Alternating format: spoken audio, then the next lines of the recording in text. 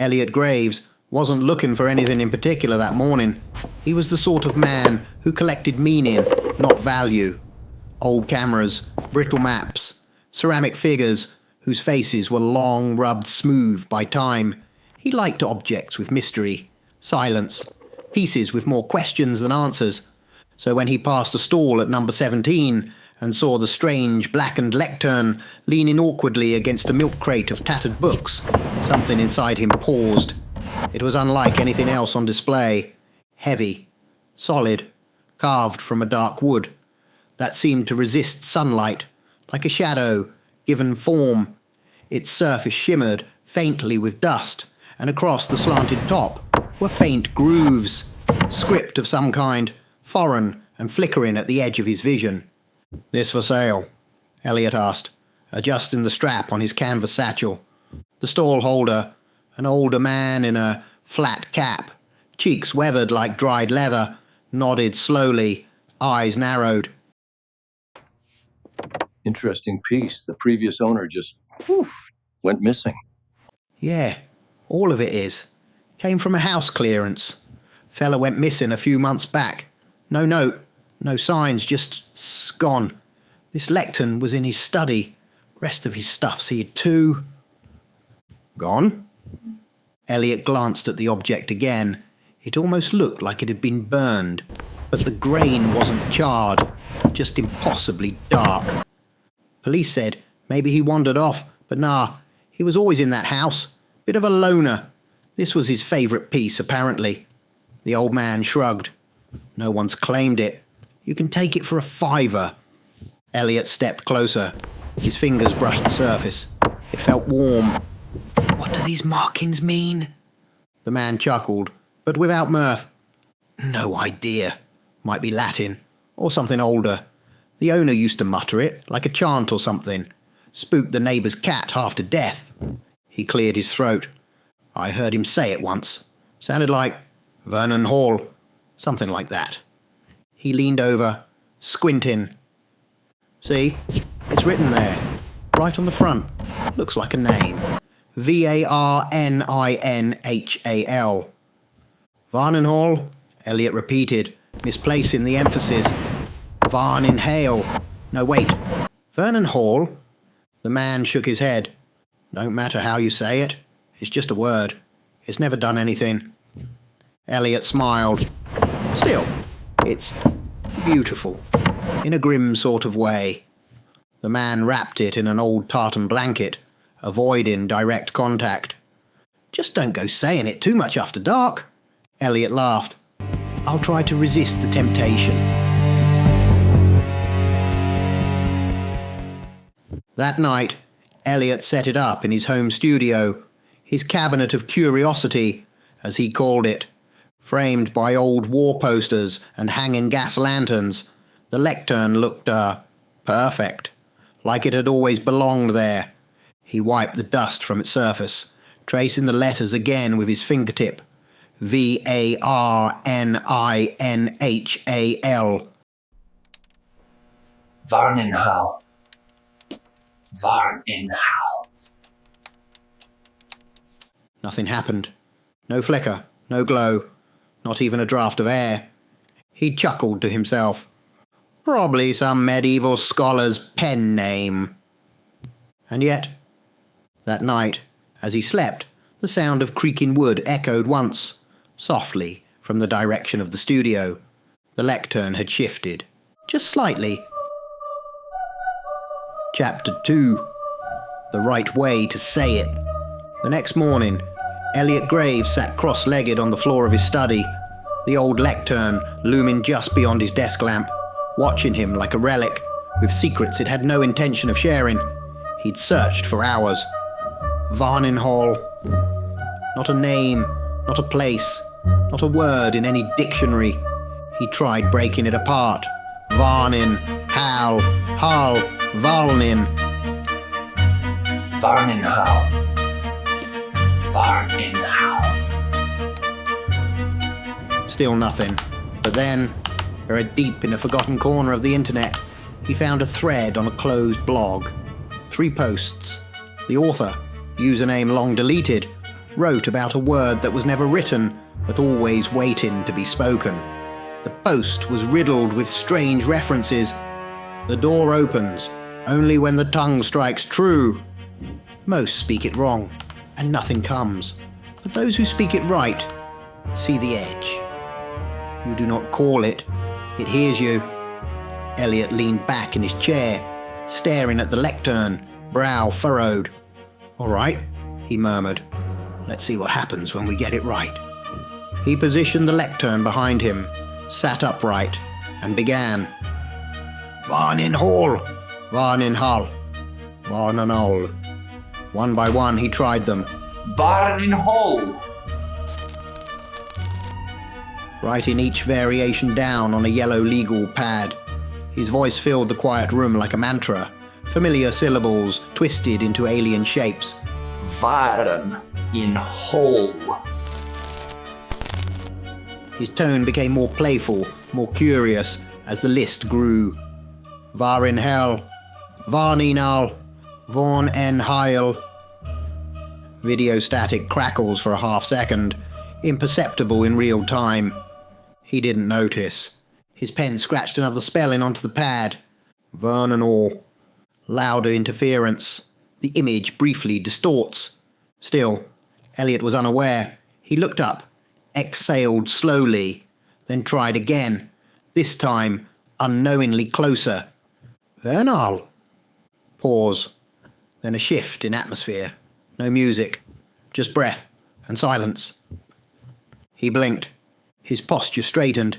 His face lit up, not in terror, but wonder. He stared to the left of the camera lens, eyes wide. Oh my God, he whispered. That's incredible. He stands slowly. The camera angle wobbles slightly as he steps out of center frame. My God, the colors are beautiful. It's beautiful, he says softly. I didn't know light could move like that. Camera shows nothing. The room remains empty, still, quiet. The lectern sits motionless. He steps forward. I can see it. It's opening. He stops speaking. His eyes widen further, but the smile fades. He freezes, mouth slightly open, then a scream. Not one of pain, not yet. A scream of understanding, a scream of too late. No. No!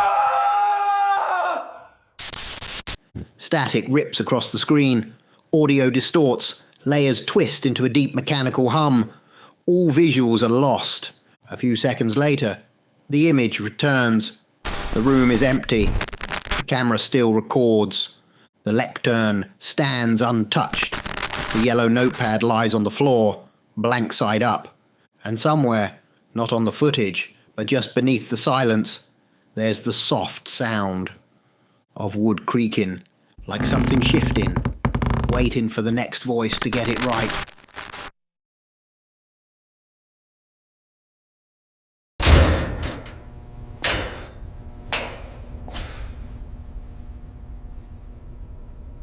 Chapter 3. The Disappearance. Detective Hartley stood in the hallway outside holding cell 9, the air thick with silence. The cameras were off. Scheduled maintenance, or so the logs would show. He'd made sure of that.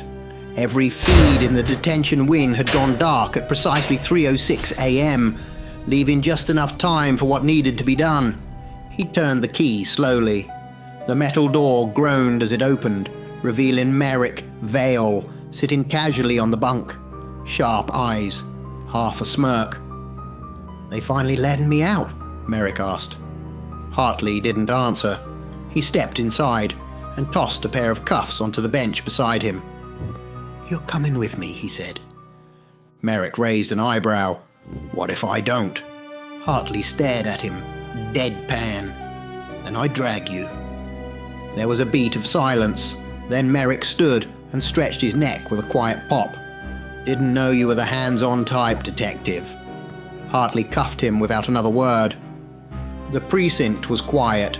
No one to see them walk the back corridor. No one to log the unregistered vehicle Hartley had parked near the service exit. They drove in silence for miles, the streetlights thinning out behind them, the city giving way to lonely roads and overgrown hedgerows. Merrick shifted in the back seat. "Where are we going?" "To solve a case," Hartley replied. The house was still. Elliot Graves' place. The garden had gone wild. The blinds inside were drawn. Hartley unlocked the door and led Merrick through, without explanation. Once inside, he removed the cuffs. Merrick looked around the dim room and squinted at the old wooden lectern in the corner. "What the hell is this?" Hartley stepped past him and flicked on a floor lamp. Graves was paranoid. He had something. Money, information, I don't know. We haven't been able to find it. No safe, no passwords. But I think it's here. Somewhere. Merrick snorted. "You dragged me out of lockup for a scavenger hunt." "I believe it's voice-locked," Hartley said plainly. "That thing over there, the lectern, it has a name carved into it. Every variation of pronunciation has been tried. Nothing's happened." "And what makes you think I'll crack it?" Hartley turned to face him fully. "Because you can say anything like you mean it. You don't flinch. You don't second guess. You could lie to a god and keep a straight face. That's what this thing might respond to. Confidence, belief." Merrick chuckled. "And if I say it right? I bring you back in, quiet. No record of the night. You walk in 2 months, clean. This is your shortcut." He paused, then added, "Or you go back tonight, and I tell them you staged a fake injury and tried to escape. Your call." Merrick considered him for a long moment, then shrugged. "All right, let's play." He approached the lectern with the swagger of someone who'd never paid for anything with regret. He ran his fingers over the grooves in the wood, then cleared his throat. Varnin Hall. Varnan Hall. Varnin Hall. Varnin Hall. "Varnin Hall," he said. Nothing. "Varnin Hale. Varnan Hall. Varnan Hall." Still silence. Hartley didn't move. He was watching Merrick's posture, his tone, the way he attacked each word. Merrick exhaled. "Fine. One more." He looked directly at the lectern and said it slow, drawn from the back of his throat. Varnin Hall. Varnan Hall. Varnin Hall. Varnin Hall. "Varnin Hall." For a moment, nothing. Then a flicker. Hartley felt it before he saw it, like the air had been pulled tight. His phone in his coat pocket buzzed as it began to record. Static hissed for a second, then fell quiet again. Merrick stepped back, blinking. He looked towards the corner of the room and froze. "Oh," he said softly. "Oh my God." His expression changed from swagger to awe. "The colours, they're beautiful." Oh my. The colors. It's beautiful. Hartley took a slow step back. "Don't move," he said quietly. But Merrick wasn't listening. He was transfixed. "Is that a door?" he whispered. "Is that in the wall?" He took one step forward, then another. His hand reached out into the empty space in front of him, and then he screamed.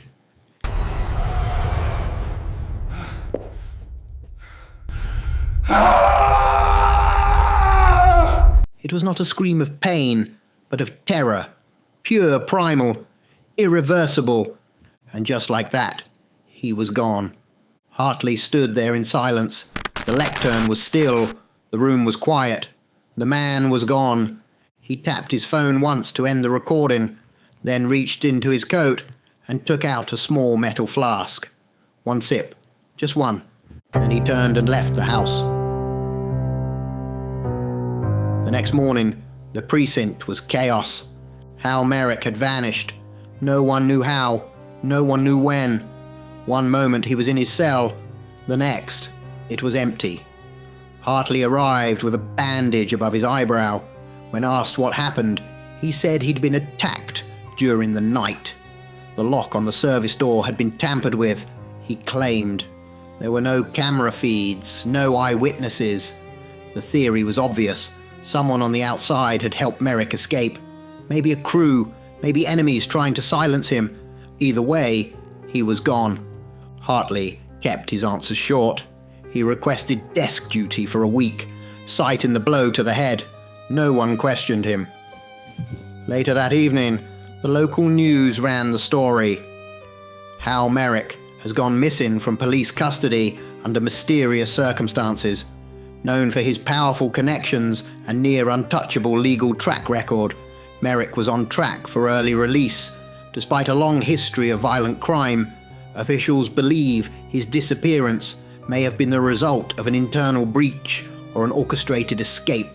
At this time, no suspects have been named.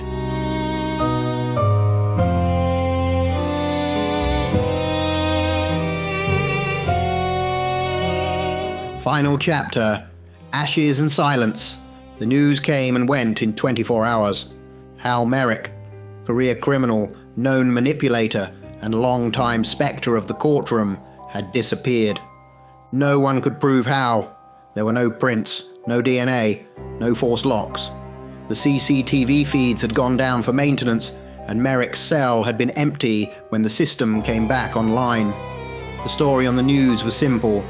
A breakout, possibly violent, possibly staged. Conspiracies flew. How does a man on the verge of early release simply vanish?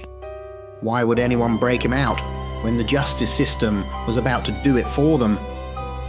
Detective Hartley, bandaged and bruised, appeared on screen once for comment. He said little. He looked tired. He looked hurt. The clip was short, and then the anchors moved on. No suspects, no sightings, no leads, just gone. But there was one thing the cameras didn't catch. One thing no one reported. Far from the city, deep in a forgotten woodland clearing, something burned. Hartley stood in silence before the fire. His coat collar turned up against the cold. The flames licked at the night air, crackling over dry wood, curling smoke into the branches above. The lectern didn't go easily. It fought, quietly, like a thing that knew it wasn't meant to die in this world. The edges blackened, the grooves melted inward. The name, the word, faded slowly from view as the heat took hold. Hartley didn't speak. He didn't blink. He just watched. When the last flame snapped shut and the ashes cooled, he turned and walked away. He didn't look back. There were no words left to say, only ashes and silence.